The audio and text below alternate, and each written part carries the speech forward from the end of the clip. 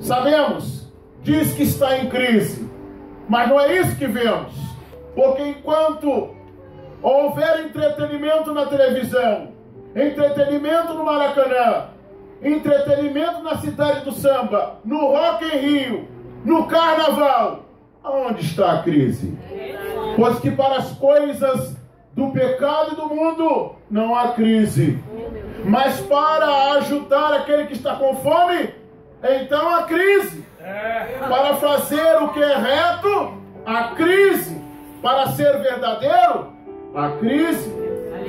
O povo do Senhor é um povo diferente, é um povo dileto, que não teme, que não tem problema, que não vê dificuldade, porque nós somos chamados para mudar sistemas, para mudar sentenças, para mudar a última palavra que o juiz ou que o médico nos dá como sentença.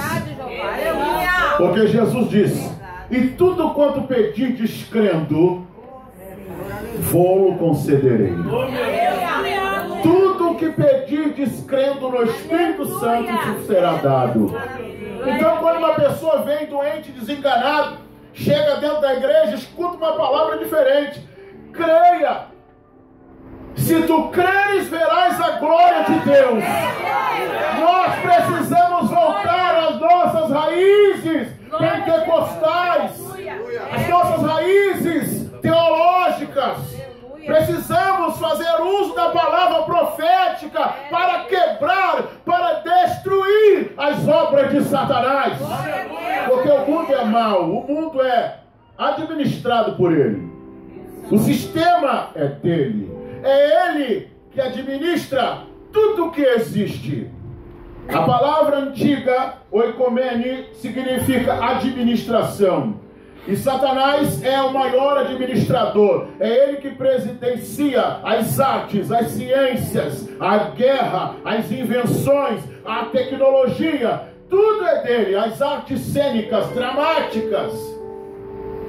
Tudo feito por ele. Aleluia. Talvez você não saiba, mas a arte da guerra, de invenções de armas, de destruição em massa, vem dele. Nós sabemos de antemão que o povo do Senhor é separado para fazer a diferença. Talvez você ainda não entendeu que é preciso sair da zona de conforto, sair da mesmice e começar a se transformar em um vaso cheio da virtude do Espírito Santo. Aleluia! Lembre-se que todas as vezes quando você lê que somos um vaso de barro e que guardamos um tesouro, lembre-se, não é o dinheiro ou não é a capacidade que você possa ter, mas é o Espírito de Deus criado por meio da palavra e da obediência da mesma que produzirá esse efeito de ser chamado Filho de Deus. Se eu fosse fazer hoje uma pergunta, talvez não seria muito bem entendido. Quando nós somos perguntados: você já é filho de Deus? Talvez a gente titubeie, porque logo a consciência começa a nos acusar de alguma coisa que fizemos, porque somos falhos, somos carne. Mas Jesus disse que nós somos filhos adotivos e que temos o espírito de adoção em Cristo.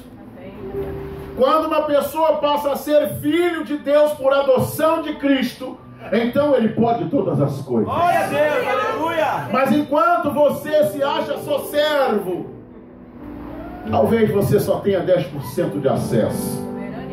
Se você acha que é amigo, tem 50% de acesso. Mas quando você se diz filho, você pode entrar na casa do Pai. Você pode comer da mesa da casa do Pai. Você pode sentar na mesa da casa do Pai. Você pode descansar ao lado do Pai. Você pode fazer uso do anel que o Pai colocar no teu dedo. Você pode colocar a sandália que o Pai vai colocar nos teus pés. E vestir as vestes novas de alegria que o Pai quer colocar nessa manhã. Talvez você já passou por uma semana de guerra, de luta, de muitas batalhas e ainda está andando cabisbaixo, entristecido, porque os dias são maus, foram maus, e você ainda tem amargado muitas depressões e tristezas e angústias, porque às vezes você entra na igreja, mas ainda não se identificou, não se achou na casa do Pai, não entendeu o privilégio que o Pai te dá de ser chamado filho, de ter acesso a todas as coisas, porque tudo que Jesus conquistou é direito dos filhos. Nós estamos buscando sempre um aperfeiçoamento financeiro, é lícito, é de Deus. Nós estamos sempre buscando o melhor, é lícito, é de Deus. Mas temos que nos preocupar com a salvação eterna, com a glória eterna, com os prêmios que estão marcados, guardados lá em cima. Tem um canto reservado pra gente. Tem um quarto, tem uma casa, tem um lugar preparado. Jesus disse: eis que eu irei preparar um lugar para vós. Na casa de meu Pai há muitas moradas. Nós precisamos vestir as armaduras de Deus para entrar na frente mais quente da batalha. E isso quer dizer que se nós não assumirmos responsabilidades, direitos e deveres com Deus, nós simplesmente seremos como figurantes de igreja. Verdade, Jeová. Pessoas que não têm obrigação se o filme vai sair bem feito, sabe? Se as coisas vão dar certo na igreja. Eu estou indo por aí, eu tô buscando para mim. Lembre-se, você já não está mais buscando só coisas pessoais, mas você está buscando muitas coisas ao seu redor. Transformação de mente, transformação de caráter. As pessoas ao redor vão começar a ser transformadas só pelo teu silêncio, só pela tua vida, só pelas virtudes que de você serem manifestas.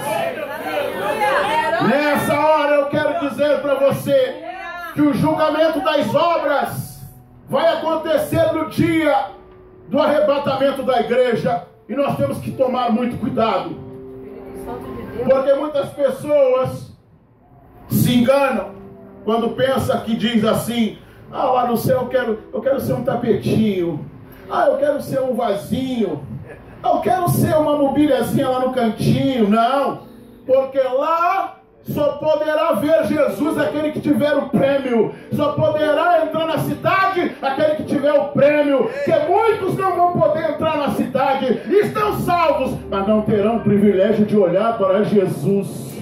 Olharão para o trono e verão um trono vazio, mas ele está lá. Aleluia, meu rei. A Bíblia diz que as nossas obras serão ou de pedras preciosas e ouro, mas também poderão ser de palha. Nessa manhã eu quero falar para vocês a respeito disso. O que você tem feito é palha ou pedras preciosas? O que você tem feito é ouro ou é capim que vai queimar com o fogo? Você como está se conduzindo diante de Deus? O que você tem feito para o prêmio, para receber o galardão?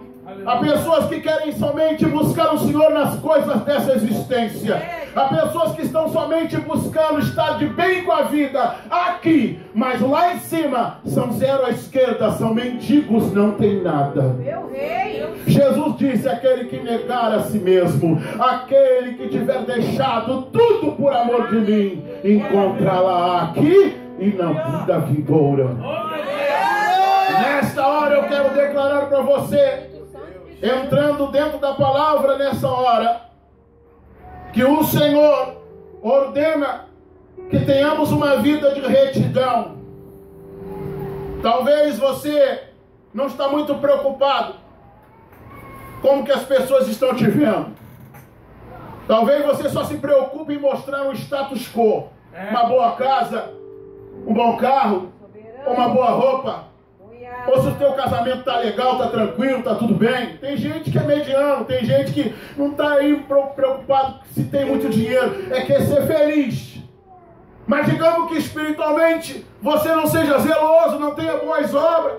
O pastor não pode contar contigo para um evangelismo. O pastor não pode contar contigo para o crescimento da igreja. O pastor não pode contar contigo para você entrar na frente da oração, para você ficar na brecha do muro, porque a tua vida está suja, porque você é uma vida mediana, ou então não está nem aí, e fica olhando para as pessoas da igreja e se sente diminuído, pequenininho, pois as mesmas chances que Deus levantou aqueles que estão de pé, Ele quer dar para você que está no último canto, na última fila, ou no último lugar da cadeira da mesa do Pai.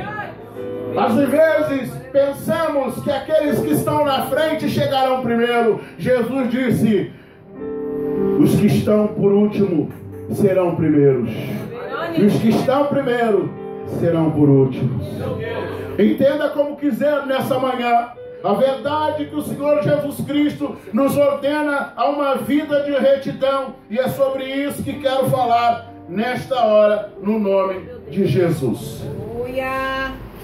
É uma ordem de Deus.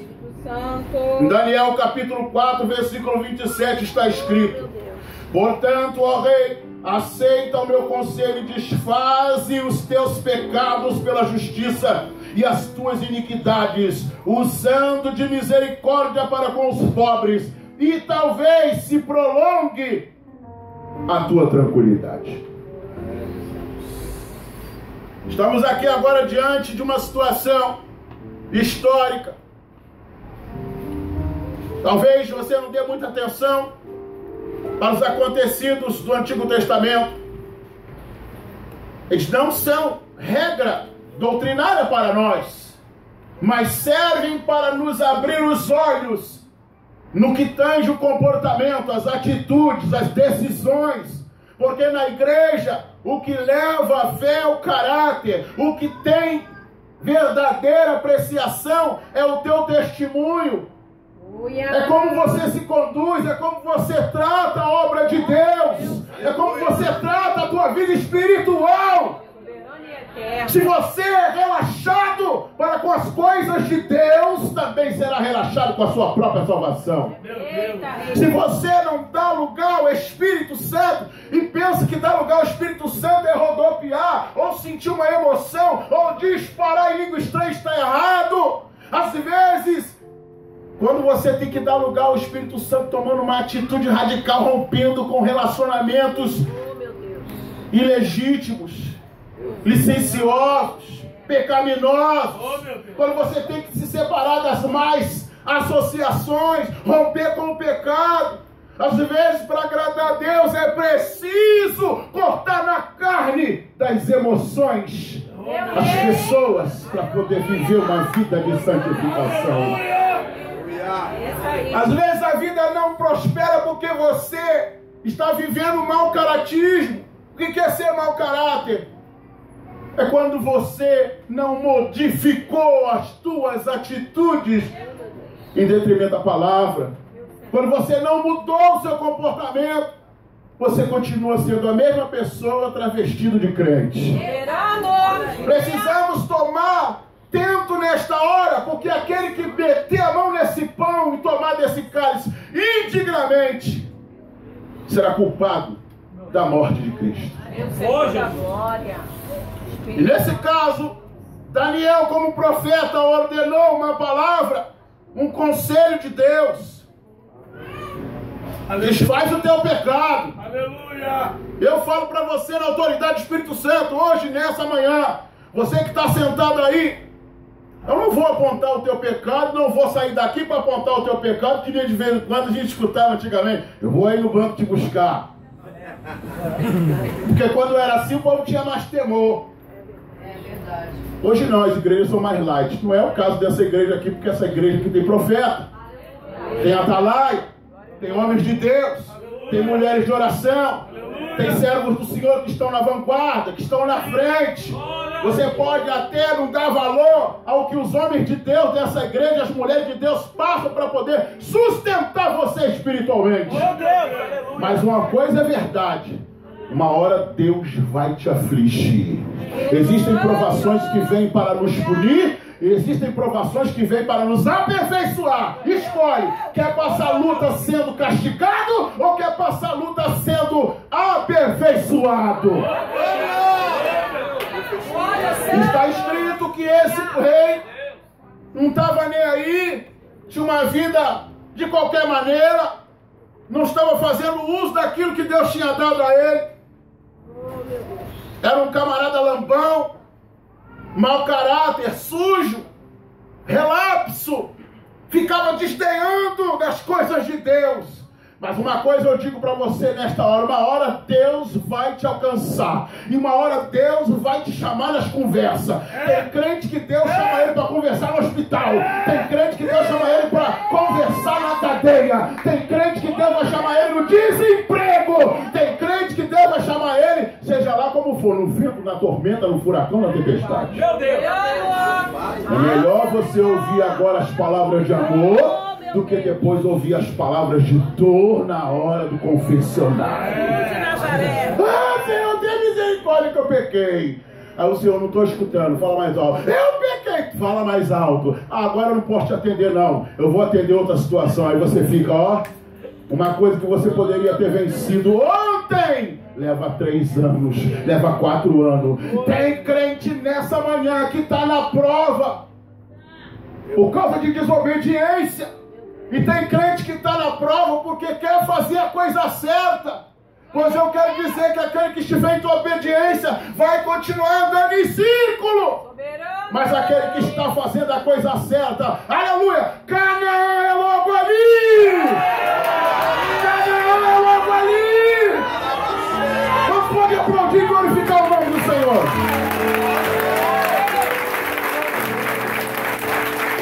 Uma coisa muito interessante.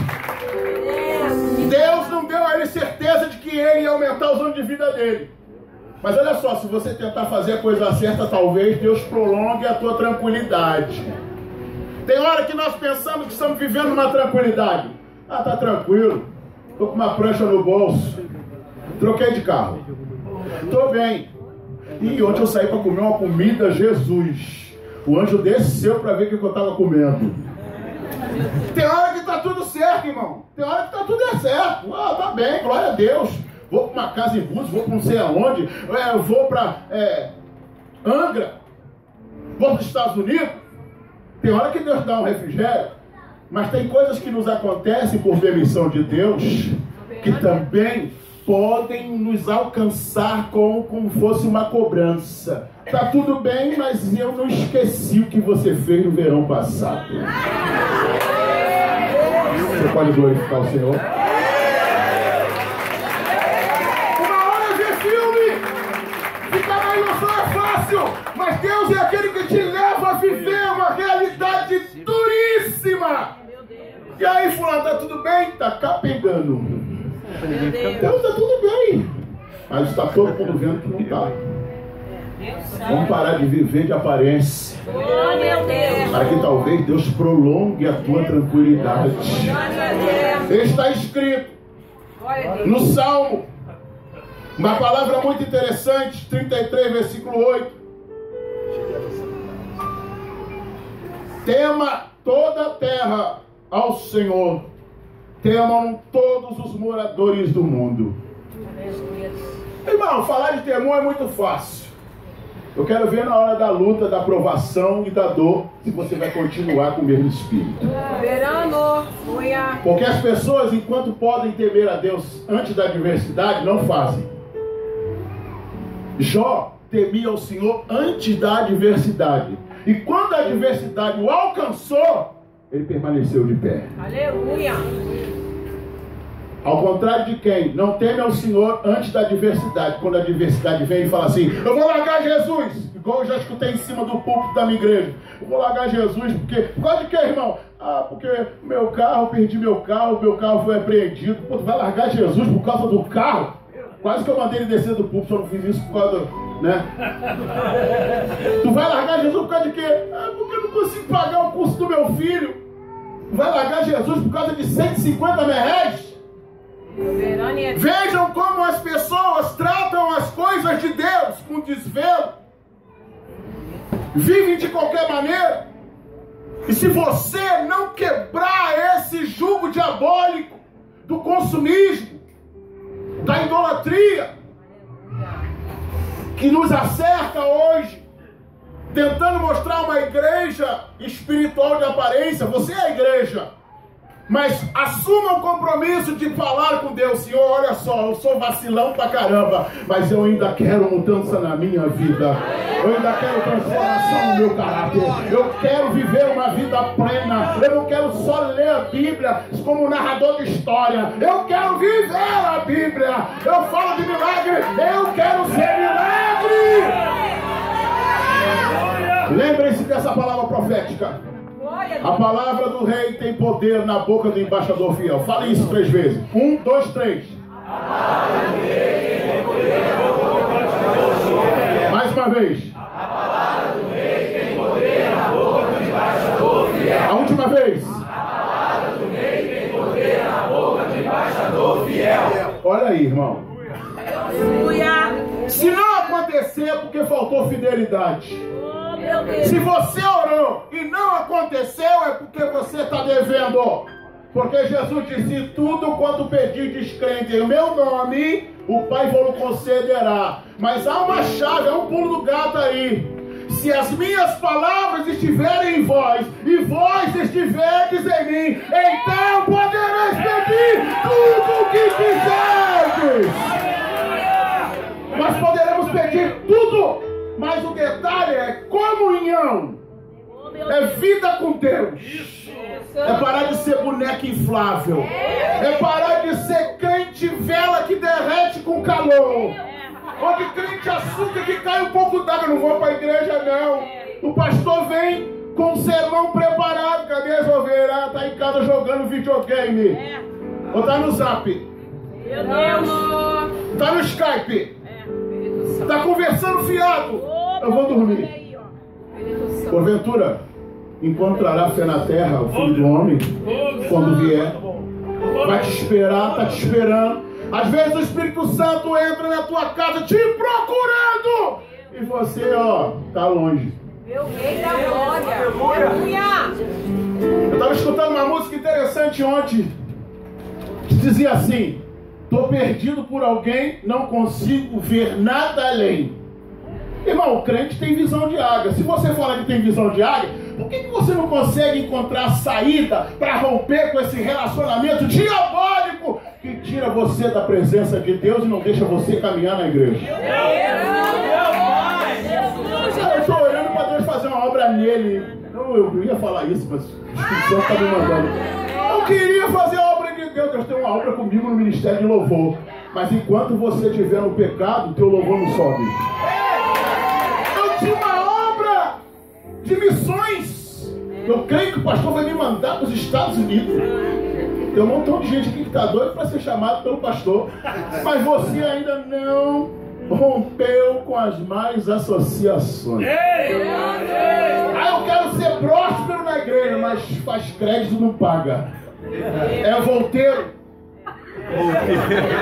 Fica dando volta no banco, volta no crédito. Faz 10 cartão para mostrar quando abre o cartão assim. Eu tenho 10 cartão. Come no restaurante na hora de pagar a fatura, entrar na prova. Aí liga para A, para B, para C, para D. E socorre aí, irmão. Aí o irmão fica cansado. Puxa vida, todo mês eu tenho que dar uma prancha para esse cara pagar. Oh, meu Deus! Aí fica devendo no mundo e fica devendo na igreja.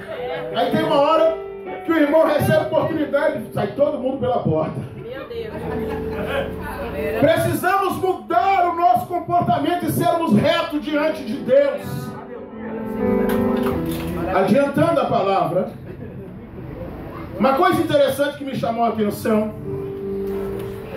que nessa ordenança está escrito, 1 Coríntios 15, 34, voltai à sobriedade e não pequeis, pois alguns ainda não têm conhecimento de Deus. Digo para a vergonha a vós. Olha aí. É como se Paulo estivesse falando hoje na igreja do pastor Marcelo Bruno. Voltai à sobriedade. Hoje em dia as igrejas vivem um problema muito sério, pois a falta de equilíbrio emocional tem destruído famílias. Porque eu já vi muito, nesses 30 anos de ministério, muitas mulheres que chegaram a mim, pastor, e disse assim: pastor, ora por mim. Eu falei: por causa de quê, irmão? Ah, porque eu quero que Deus me dê um varão. Mas a irmã não é casada, então eu quero que Deus mata esse e me dá outro. Porque eu não aguento mais. Mas você não escolheu, você não errou. Deus falou que não era e você foi assim mesmo. Olha aí, ó. Carrega a tua cruz até o final. Eita, Jesus. Ah, mas eu quero que Deus mata ele. Ah, mas não é assim não. Vai ter que aturar. Deus reprovou a tua escolha e você bateu de frente com o Senhor e pediu. Você falou: não dou. Pediu, não dou. E Deus falou: eu vou dar para poder depois esfregar a cara na parede, para dizer para ela que ninguém pode se levantar contra os meus desígnios. Ninguém que se levanta contra Deus fica de pé. Voltai à sobriedade. Muitas pessoas estão embriagadas por causa do que a gente chama do advento da celebridade, do celebritismo. As pessoas querem ser famosas, querem ter fama, querem status, querem aparecer na mídia. De 5 minutos fica postando. Para que você quer uma holofote se lá no céu você é zero à esquerda ninguém?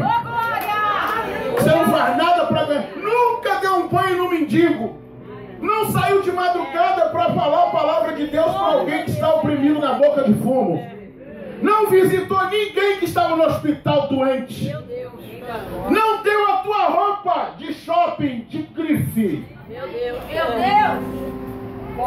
Para vestir aquela irmã pobrinha, para dar uma alegria para ela na igreja. Jesus faria isso. Jesus não tinha dinheiro na mão, mas tudo era dele. Se alguém te pediu a capa, dá a túnica. Ai, irmã, esse dinheiro é tão bonito. Toma, irmã. Precisa ter profeta para saber que a pessoa não tem.